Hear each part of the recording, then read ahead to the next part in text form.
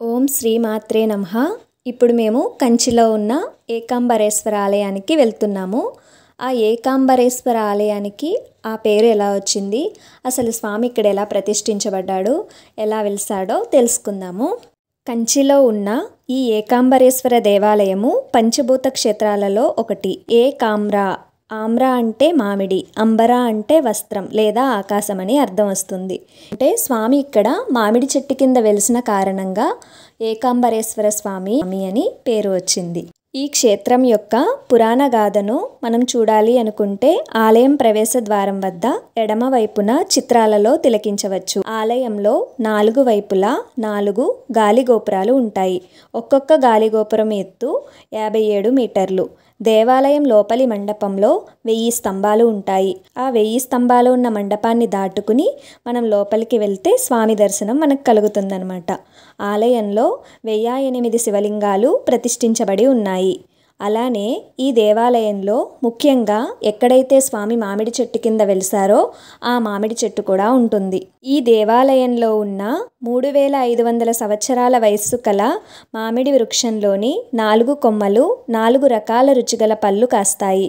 సంతానం లేని దంపతులు ఈ చెట్టు క్రింద పడే పండు పట్టుకుని ఆ పండుని తింటే కనుక సంతానం కలుగుతుందని ఇక్కడ ప్రజలు నమ్ముతారు. అయితే ఇంతటి ప్రాశస్త్యం కలిగిన ఈ మామిడి వృక్షం యొక్క కాండం మాత్రమే చూడగలం మనం. ఈ మామిడి వృక్షం యొక్క కాండాన్ని అద్దాల పెట్టెలో ఉంచి దేవాలయంలో భద్రపరిచారు. ఇప్పుడు పురాతన మామిడి వృక్ష స్థానంలో దేవస్థానం వారు కొత్తగా మరొక మామిడి వృక్షాన్ని నాటారు. మరో ఆసక్తికరమైన విషయం ఏమిటి అంటే ఈ మామిడి వృక్షం కింద పార్వతీ పరమేశ్వరులు పార్వతీదేవి కుమారస్వామిని ఒడిలో కూర్చోపెట్టుకొని వధూవరులుగా దర్శనమిస్తారు. ఇక్కడే మనం తపోకామాక్షిని కూడా దర్శించవచ్చు.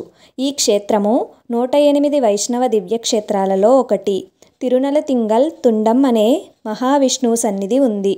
పురాణ ఇతిహాసం ప్రకారము పార్వతీదేవి ఇక్కడ ఉన్న మామిడి వృక్షం కింద తపస్సు చేసిందని, శివుడు పార్వతిని పరీక్షించదలచి అగ్నిని పంపాడని, అప్పుడు పార్వతి విష్ణువుని ప్రార్థించగా విష్ణువు అగ్నిని చల్లార్చటానికి శివుని తల మీద ఉన్న చంద్రుని చల్లని కిరణాలు ప్రవేశింపచేశాడని కథ.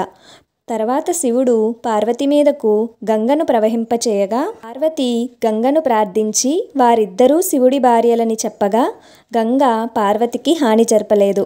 అమ్మవారి ఆలింగన స్పర్శ చేత పులకాంకితుడైన పరమేశ్వరుడు అమ్మవారికి సాక్షాత్కరించి అనుగ్రహించినట్లు స్థల పురాణము. ఇక్కడ ఉన్న విష్ణువును వామనమూర్తిగా పూజిస్తారు. పంచభూత క్షేత్రాలలో ఒకటిగా ఈ ఏకాంబరేశ్వర ఆలయాన్ని చెబుతున్నాము. అయితే ఆ పంచభూతములు అనగా నింగి, నేల, గాలి, నీరు, నిప్పు, ఈ 5 మూలకాల అభివ్యక్తీకరణమే పంచభూత క్షేత్రాలు. ఈ 5ంటిలో 4 తమిళనాడులోనూ 1 ఆంధ్ర రాష్ట్రంలోనూ కలవు. అవి నింగి ఆకాశలింగము తమిళనాడులోని చిదంబరంలో ఉంది. నేల పృథ్వీలింగము తమిళనాడులోని కంచిలో ఉంది. గాలి వాయులింగము ఆంధ్రప్రదేశ్లోని శ్రీకాళహస్తిలో ఉంది. నీరు జలలింగము తమిళనాడులోని తిరుచిరాపల్లిలో ఉంది. నిప్పు అగ్నిలింగము తిరువన్నామలై అనగా అరుణాచలం తమిళనాడులో ఉంది. కంచిలో ఉన్న ఆలయాలన్నీ కూడా ఉదయం 6 గంటల నుంచి మధ్యాహ్నం 12:30 వరకు ఉంటాయి.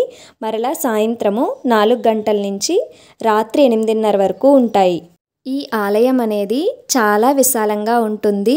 మనం గాలిగోపురం దాటుకుని లోపలికి వచ్చిన తర్వాత లోపలంతా కూడా ఇసుకతో నిండి ఉంటుంది. అది దాటుకుని మనం లోపలికి వెళ్తే మనకి చుట్టూ పెద్ద పెద్ద చెట్లు అనేవి కనిపిస్తూ ఉంటాయి.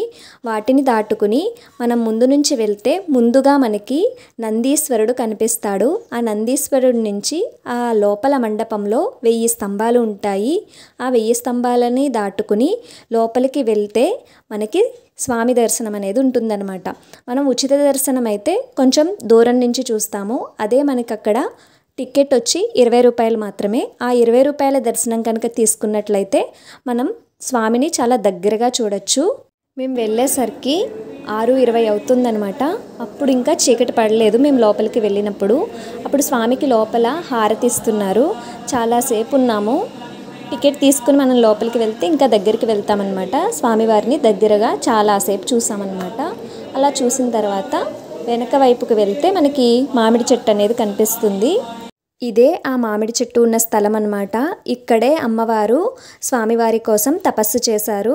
ఈ చెట్టు క్రిందనే ఉంటారు. మనం లోపలికి వెళ్ళొచ్చు, పైకి కూడా వెళ్ళి అక్కడ ఆ చెట్టు చుట్టూ కూడా ప్రదక్షిణ అనేది చేయొచ్చు అనమాట.